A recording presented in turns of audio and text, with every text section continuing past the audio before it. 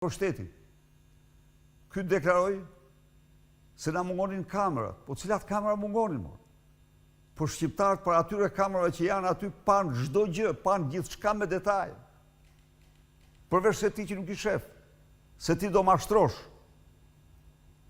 E zakonshme nuk zgjidhin problemin.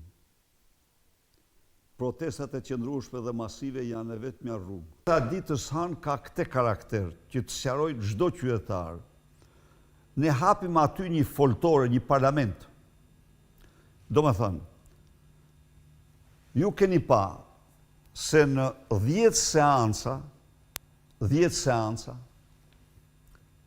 opozita është lejuar të debatoj vetëm një seancë, si kur në ndonjë vend, apo një pluralist, apo në një historinë e këtij vendi.